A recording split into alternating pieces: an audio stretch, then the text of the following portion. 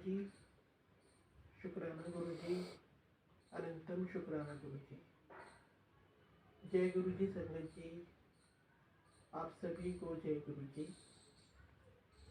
गुरु जी, आपकी आज्ञा से आज का सत्संग मैं आपके और संगत जी के समक्ष सुनाने जा रही हूँ।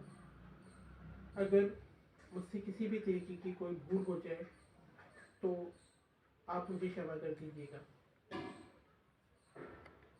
आज का सत्संग एक ऐसा सत्संग है, हर रोज जो सत्संग हम सुनते या सुनाते हैं उसमें कोई ना कोई शिक्षा हमारे लिए छुपी होती है, कोई ना कोई मेडिसिन गुरु जी की हमारे लिए छुपी होती है। किसी भी तरीके से हम इसको ले सकते हैं बात को कि गुरु जी का सत्संग हमारे लिए क्या काम करता है। हमारे में से इंक्लूडिंग मी, हमारे में से बहुत सी संगत ऐसी है जो कभी ना कभी गुरु जी से किसी न किसी बात को लेकर प्रमाण मांगती आई है, या हम मांगते हैं। है तो हम इंसान ही ना। गुरु जी दिव्य प्रकाश है, दिव्य शक्ति है, पर हम लोग इंसान हैं। और जब तक कोई चीज हमारी आंखों के सामने नहीं होती हमें नहीं विश्वास होता। आज का सत्संग भी एक अंकल का ऐसे ही है जिन्होंने गुरु जी से प्रमाण मांगा और गुरु जी ने भी 2 मिनट नहीं लगाए उन्हें प्रमाण देने में। पर कैसे उन्होंने अपनी संगत में उन्हें जोड़ा, उन अंकल को जो कभी किसी भी भगवान पे, किसी भी परमात्मा पे विश्वास ही नहीं करते थे। ना ही उनका विश्वास गुरु जी में था, ना ही उनका विश्वास माता रानी में था, ना ही उनका विश्वास कान्हा जी में था। उनका विश्वास किसी भी भगवान में नहीं था। वो ये कहते थे कि ये सब धार्मिक बातें व्यर्थ की बातें हैं, ऐसा कुछ नहीं होता। इंसान अपने कर्म करता है, भोगता है और चला जाता है। ईश्वरीय नाम की कोई चीज ही नहीं है, कोई शक्ति ही नहीं है ईश्वरीय नाम की उनके अकॉर्डिंग। और जिन अंकल ने ये सत्संग शेयर किया है वो अंकल उनके मित्र, जिसे कहते हैं ना फास्ट फ्रेंड, पक्का मित्र। और जिन अंकल का ये सत्संग है उन्हीं के मित्र की मैं बात कर रही हूँ जो भगवान को नहीं मानते। तो एक बार अंकल उनके पास जाते हैं मिलने के लिए, और उसके बाद वो दोनों मित्र आपस में बैठ के, यानी अंकल और उनके मित्र आपस नहीं होता। वो एक ही लाइन बोलते हैं अंकल को, मेरे साथ आप ये गुरु जी की व्यर्थ की बातें ना करें, मैं ऐसा कुछ नहीं मानता। और अगर वाकई में आपके गुरु जी हैं तो वो मुझे प्रमाण दें। वो मुझे प्रमाण देंगे तो मैं मान जाऊंगा कि हाँ वाकई में आप जिन गुरु जी के बारे में बात कर रहे हैं वो वाकई में है। अब अंकल इस बात को सुन के चुप हो जाते हैं और वो बात को वहीं ख़त्म कर देते हैं। और वो फिर उनसे कहते हैं अपने मित्र से कि चलो खेत पर चलते हैं। अब वो दोनों गाड़ी में बैठते हैं और खेत की तरफ निकल जाते हैं। हाईवे पर पहुंचकर भी अंकल ही शुरुआत करते हैं गुरु जी की कृपा की बातें, उनके सत्संग। लेकिन उनके मित्र को कोई फिर भी इंटरेस्ट नहीं होता उनकी बातें सुनने में, और वो मना कर देते हैं कि प्लीज़ आप मेरे से ये बातें ना करें, मैं इन बातों को नहीं मानता। मैंने आपसे पहले भी कहा था मुझे प्रमाण चाहिए, तो प्रमाण मिलता है तो मैं मान जाऊंगा। अभी वो ये बात कर ही रहे थे कि अचानक से उनकी कार को पीछे से एक ट्रक बड़ी जोर से टक्कर मारता है। संगत की टक्कर इतनी जबरदस्त होती है कि उनकी गाड़ी बिल्कुल चकनाचूर हो जाती है, और अंकल और उनके मित्र दोनों कार से उछलकर सड़क के दूसरी तरफ गिरते हैं और बेहोश हो जाते हैं। गाड़ी की हालत ऐसी होती है कि कोई भी देखकर कह सकता है कि इसमें बैठे हुए बचे ही नहीं होंगे। कुछ टाइम के बाद उनको होश आता है तो वो देखते हैं कि उनके आसपास काफ़ी लोगों का जमावड़ा होता है और लोग उन्हें देख रहे होते हैं। कोई उन्हें पानी पूछ रहा होता है, कोई उन्हें जोर से आवाज़ लगा रहा होता है। तो जब वो पूरी तरह से होश में आते हैं तो उन्हें अपने आप को देख के बड़ा ताज्जुब और आश्चर्य होता है। वो अपनी पूरी बॉडी को ऊपर से नीचे तक चेक करते हैं, देखते हैं, बड़ी हैरानी भरी नजरों से देखते हैं कि उनकी बॉडी पर चोट का एक सिंगल निशान नहीं। हम लोग अभी ये सत्संग सुनाते वक्त भी मेरे को एक रोंगटे से खड़े हो रहे हैं कि हम नॉर्मल सा भी किसी चीज से टकरा जाए ना, तो वो भी अपना निशान छोड़ जाती है। कभी कभी हम चलते चलते दरवाजे से टकरा जाते हैं, कभी हमारा पैर अड़ता है तो हम नीचे गिर जाते हैं, कभी हमारा सीढ़ियों के ऊपर से पैर फिसल जाता है।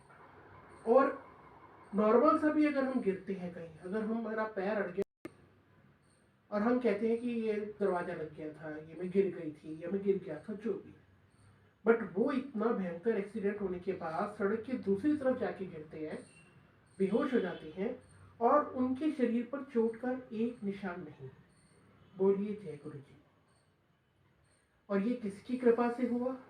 गुरु जी की कृपा से हुआ। अब जब उनके मित्र यानी अंकल के मित्र उठते हैं और वो अपने मित्र को भी देखते हैं, तो अंकल जो ये सत्संग सुना रहे हैं, अंकल कहते हैं कि मैं गुरुजी का शुक्राना अदा करता हूँ। मैं गुरुजी से कहता हूँ, गुरुजी आपका लख लख शुक्राना कि आपकी वजह से हमारी जान बच गई, और सबसे बड़ी बात, हमारे शरीर पर एक भी खरोच नहीं आई। अभी वो गुरुजी से अपने मन की बात कह ही रहे होते हैं, तो उनके जो मित्र हैं जो गुरुजी को नहीं मानते, वो कहते हैं हमें खरोच कैसे आती है? हमें खरोच आ ही नहीं सकती थी क्योंकि हमारे साथ गुरुजी थे। उनके मुंह से ये शब्द सुनकर अंकल को इतनी हैरानी होती है, इतनी हैरानी होती है और खुशी भी होती है कि जो विश्वास उनका गुरुजी पर नहीं था, वो विश्वास उनका एकाएक गुरुजी पर आ गया। और उन्हें लगा कि हाँ, कोई दिव्य शक्ति, कोई शक्ति तो है इनमें। एकदम से अंकल उनको कहते हैं कि आपको तो प्रमाण चाहिए था ना, लीजिए प्रमाण दे दिया गुरुजी ने कि गुरुजी हैं। गुरुजी अपने भक्तों की बात को सुनते हैं। गुरुजी को चैलेंज करना आसान नहीं है। हम लोग चैलेंज करते हैं गुरुजी को। ये मेरी सोच है कि हम ऐसा कह के ना गुरुजी को कहीं ना कहीं चैलेंज कर देते हैं कि अरे गुरुजी करके दिखाइए ना, फिर अगर वाकई में आप हो तो गुरुजी मेरा काम बना दीजिए ना। तो हम ये भूल जाते हैं कि हम अपने गुरु को चैलेंज कर रहे हैं, और गुरुजी ऐसे हैं कि वो चैलेंज तो तुरंत एक्सेप्ट कर लेते हैं। वो कहते हैं फिर आ जाओ मैदान में, मैं तो चैलेंज तुम्हारा एक्सेप्ट करता हूँ, और देखता हूँ तुम्हारे अंदर कितनी हिम्मत है इस चैलेंज को झेलने की। मैं तो प्रमाण दे दूंगा, पर झेलना तुम्हें पड़ेगा। तो हम वैसे नहीं मान के, फिर जब हम किसी बड़ी विपदा से निकलते हैं, ये हमसे सुन के शाउट होते हैं उनके जो मित्र हैं कि हाँ, मैंने प्रमाण मांगा था और गुरुजी ने मुझे प्रमाण दे दिया। वो गुरुजी का लख लख शुक्राना अदा करते हैं और अपनी उस भूल के लिए माफ़ी भी मांगते हैं कि गुरुजी मैंने आपसे प्रमाण मांगा, मुझे माफ़ कर दीजिए। उसके बाद से वो गुरुजी को मानना शुरू करते हैं, उनका एक विश्वास बैठ जाता है। और जब दिव्य शक्ति अपनी कोई कृपा दिखाती है तो उसे ना मानने का तो मतलब ही नहीं होता, ये भाव भी हमारे मन में नहीं आता। तो गुरुजी ने कैसे एक नास्तिक इंसान को, उन्होंने कैसे अपनी कृपा करके उनके मन को, उनकी भावनाओं को, उनके विचारों को परिवर्तित कर दिया। और भले ही, और कई बार ऐसा भी होता है संगत जी कि कोई संकट हो सकता है उनके मित्र के ऊपर, कोई संकट आने वाला हो या आ रहा था, जो गुरुजी ने अंकल को भेजा, ये वार्तालाप सारी उनके बीच में शुरू हुई। और उस संकट को गुरुजी ने कैसे काटा? उनकी गाड़ी को क्षतिग्रस्त कर दिया। नहीं तो गाड़ी की जगह पर इंसान का अपना शरीर भी तो हो सकता है। वो चोटें जो गाड़ी पर आई, वो चोटें उनके शरीर पर भी आ सकती थी। यानी कहीं ना कहीं कोई ना कोई संकट बहुत बड़ा खड़ा था उनके आगे, जो गुरुजी ने अंकल को भेज के उस संकट को 90% काट दिया और 10% अंकल ने सिर्फ भोगा। और उस 10% के बदले, भोगने के बदले में उन्हें एक जीवन दान मिला। ये भी हो सकता है दोनों के ऊपर कोई संकट आ रहा हो, जो गुरुजी ने इस तरह से इलाज करके दोनों का संकट काट दिया और दोनों को जीवन दान दे दिया। ये तो गुरुजी ही जानते हैं ना कि अगर हम इस सिचुएशन से निकल रहे हैं, हमारे ऊपर ऐसी कोई बात आ गई है, तो कोई कहीं ना कहीं कोई ना कोई संकट तो हमारा कटता है। तो इस चीज के लिए हम गुरु जी का लख लख शुक्राना अदा करते हैं कि वो समय समय पर हमारा मार्गदर्शन करते रहते हैं। तो हमें गुरु जी को कभी चैलेंज नहीं करना चाहिए। गुरु जी सिर्फ एक विश्वास है, गुरु जी एक समर्पण है, गुरु जी प्यार है, गुरु जी भक्ति है। कहते हैं ना, सिंपल पत्थर को रखकर भी अगर आपने ये मान लिया ना कि वो राम है, तो वो राम है। देखा था ना हमने रामायण में, फूक सकता है प्रभु हमारा परमात्मा, हमारे गुरु जी। तो हम इंसान तो फिर भी जीते जागते इंसान हैं, और हम पर वो क्या क्या कृपा कर सकते हैं इसका हम अंदाजा नहीं लगा सकते। ये हमारी सोच से बहुत बहुत बहुत बहुत परे है। तो हमें अपनी सबसे पहले भगवान को नहीं बदलना, हमें अपनी सोच को बदलना है। और ये मानना है, ये जो धरती की जो हमारा जीवन चल रहा है, कहीं ना कोई तो दिव्य शक्ति है ना जो इसको चला रही है। कहीं ना कोई तो ऐसी पावर है जो हमारी सांस आती है जाती है, आती है जाती है। सांस आने जाने का भी एक सत्संग मेरा खुद का है, जो मैं आज आप सबके साथ शेयर करना चाहूंगी और गुरु जी के चरणों में समर्पित करना चाहूंगी। कि जब अभी इसी थोड़े दिन, ये जनवरी की बात ही है, स्टार्टिंग की, मैं कहीं से आई थी और आने के बाद हम लोग खाना वाना खा रहे थे। खाना खाने के बाद मेरी बेटियां मेरे पास आके बैठी और वो मुझे कुछ गुरु जी का सत्संग सुनाने लगी। तो मैं मोबाइल के ऊपर कोई काम कर रही थी, किसी संजय जी का कोई रिप्लाई दे रही थी। तो मैंने उसको एकदम से बोला कि फ़ोन बंद कर दिया मैंने। जब मुझे दिखा कि वो गुरु जी का कोई सत्संग सुनाने लगे, तो मैंने उसी टाइम अपना फ़ोन बंद किया और मैंने उसको बोला, मैंने सिर्फ इतना कहना था उसको कि हाँ बोल। मेरे मुंह से निकला हाँ। हाँ करते ही संजय जी, आप बिलीव नहीं करेंगे, मेरे जो सांस है, जो मैं ऊपर खींच रही थी हाँ करके, ऐसे ऊपर सांस आ रही थी, वो मेरी सांस ऊपर ही मेरे संगे में अड़ गई। मेरी सांस ना तो नीचे गई ना ऊपर गई। मेरी बिटिया, मेरे अंकल दोनों आमने सामने बैठे हुए थे। मेरी बिटिया एकदम घबरा कर उठी, मेरे अंकल घबरा के उठे, उन्होंने मेरी पीठ को थपथपाया। मेरी बिटिया एकदम से, मेरी बिटिया को गुरुजी ने कहते ना एकदम से झटका सा देना कि जाके मेरा जल प्रसाद लेकर आ। मेरी बिटिया मंदिर में गई, वहां से जल प्रसाद, गुरुजी का गिलास उठाया, मतलब डाल रही थी वो दूसरे गिलास में, तो गुरुजी ने कहा मेरा ही गिलास ले जा। वो गुरुजी का ही गिलास ले आई मेरे पास, और मेरी सांस नहीं आ रही, और मैं जोर जोर से खींच रही हूँ अपना सांस कि मुझको सांस आ जाए, लेकिन मेरी सांस, ऐसे में ले रही हूँ लेकिन मेरी सांस नहीं आ रही। और जैसे ही, और जब उसने गुरु जी का गिलास पकड़ाया तो उस पर लिखा था जय गुरु जी। जैसे मैंने गुरु जी का बर्तन देखा, मैं सांस नहीं ले पा रही, पर मैं उसको क्या बोल रही हूँ कि गुरु जी का गिलास क्यों ले आई तू। तो वो मुझे एकदम डांटती है और कहती है आप, गुरु जी ने बोला आप इसी से पानी पियो। संगत जी, मैंने जैसे ही गुरु जी का जल प्रसाद मुंह को लगाया गुरु जी के गिलास से, और वो एक घूंट मेरे अंदर उतरा। आप देखिए, सांस जब अटक जाता है तो ना तो आप कुछ खा पाते हैं ना पी पाते हैं, क्योंकि सांस ही नहीं आ रहा। जैसे ही मैं जल प्रसाद अंदर करती हूँ, एकदम से मेरी सांस नीचे चली जाती है और मेरी सांस वापस आ जाती है। तो बोलिए जय गुरु जी। ये साक्षात प्रमाण है कि हमारी एक एक सांस पर ऊपर वाले की मेहर है। हमारा रात को सोना, सुबह उठना, हम जो इस टाइम भी मैं सत्संग सुना रही हूँ, जो मेरे को सांसें आ रही हैं जा रही हैं, सब गुरु जी की कृपा है। आप सुन रहे हैं, सांस आ रही है जा रही है, सब गुरु जी की कृपा है। आज जो ये सत्संग सुन रहे हैं उन पर गुरु जी की कृपा है, जो आगे सुनेंगे उन पर गुरु जी की कृपा है, मैं सुना रही हूँ मुझ पर गुरु जी की कृपा है। तो कहीं ना कहीं कोई ना कोई तो दिव्य शक्ति है ना। और आप किसी गुरु जी को माने, चाहे किसी भी भगवान को माने, जब तक आप पूर्ण समर्पण नहीं करेंगे ना, तब तक आप अपने ही विचारों में घूमते रहेंगे। आपका मन शक की नैया में गोते खाता रहेगा, ये हुआ ये नहीं हुआ, ये होगा ये नहीं होगा।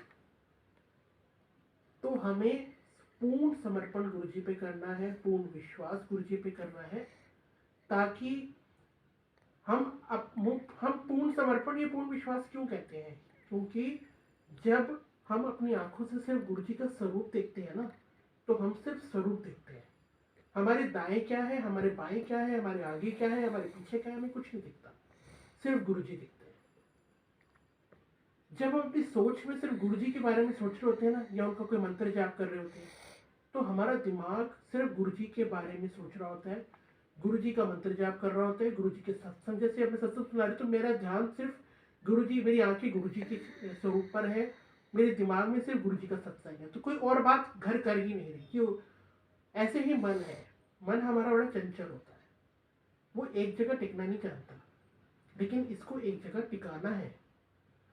ये भटकता है और ये हमें भी भटका देता है, लेकिन हमें इसे टिकाना है।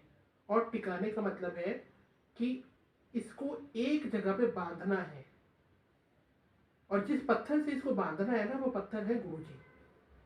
उस पर नाम लिख दो गुरु जी, और उसको रख दो इसके ऊपर। ना तो फिर ये दाएं जाएगा, ना बाएं जाएगा, ना आगे जाएगा, ना पीछे जाएगा। ये धड़केगा तो सिर्फ ये गुरु जी के लिए धड़केगा। जिस दिन हम ऐसा कर देंगे, उस दिन हम कुछ और सोचेंगे ही नहीं। वो होता है हमारा पूर्ण समर्पण।